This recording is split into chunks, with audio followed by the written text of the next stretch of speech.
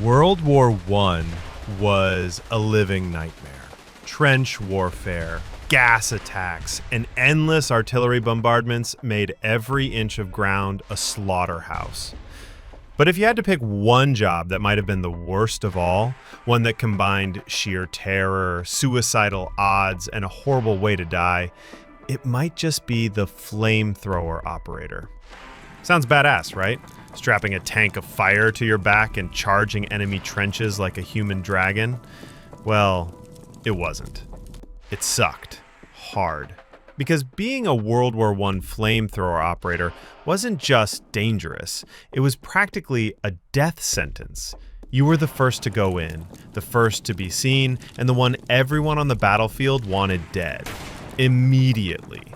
Let's break down exactly why this job was one of the most terrifying, miserable, and short-lived roles in modern military history.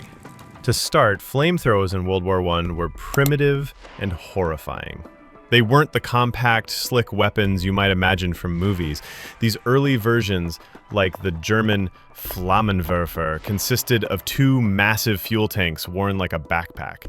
One held pressurized nitrogen, the other held a thick, sticky fuel, often diesel or oil.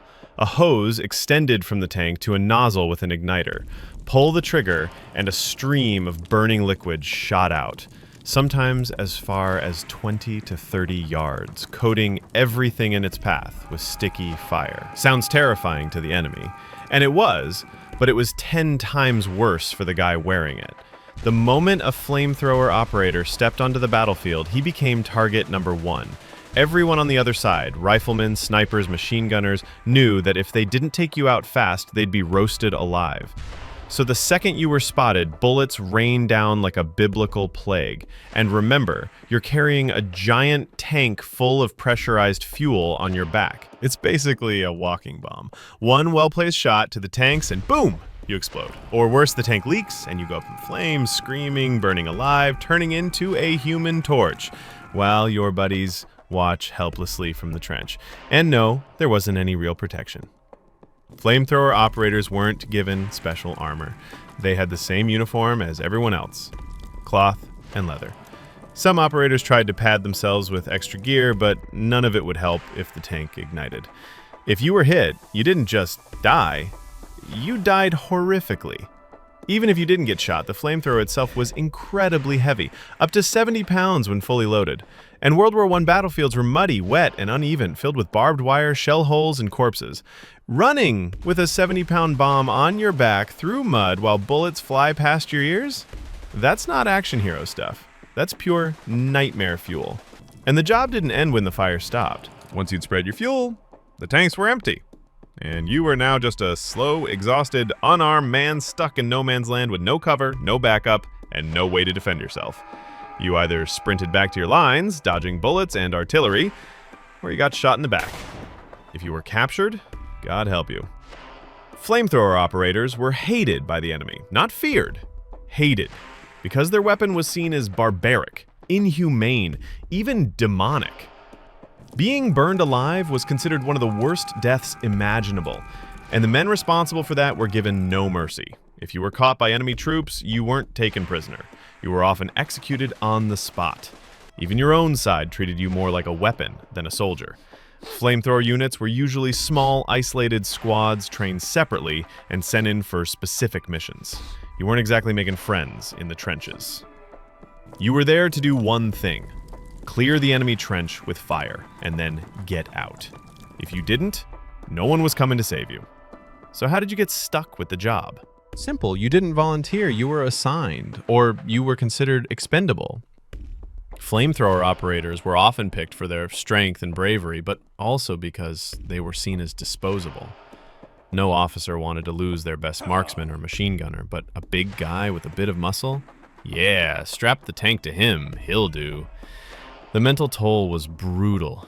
Imagine knowing your chances of surviving a mission were slim at best. Imagine walking into no man's land with a fire cannon strapped to your spine, hearing the enemy scream and shoot at you like a possessed choir, and hoping, just hoping, that this time the tank doesn't explode.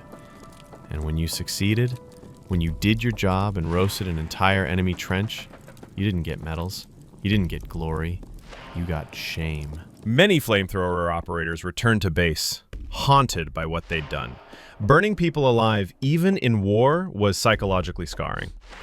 There are accounts of men breaking down, vomiting, or refusing to sleep because of the images replaying in their heads. One survivor described the smell as worse than anything he'd ever known: burned flesh, wet earth, and fuel smoke, a scent that followed him home and never left. And public perception didn't help. While some soldiers were hailed as heroes, flamethrower operators were often looked at with discomfort, even by their own comrades.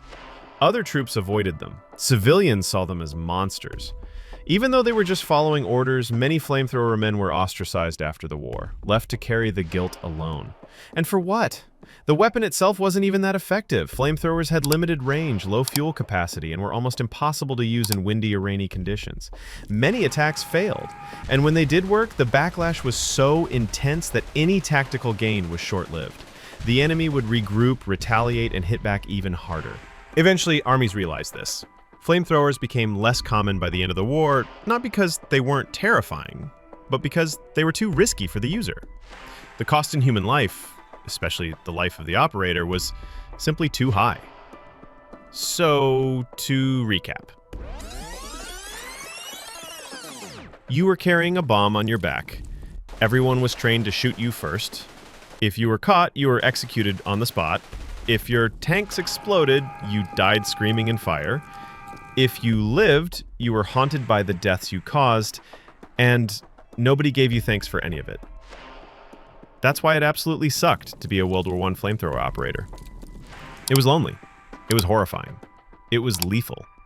And the worst part? You knew all that before you ever pulled the trigger.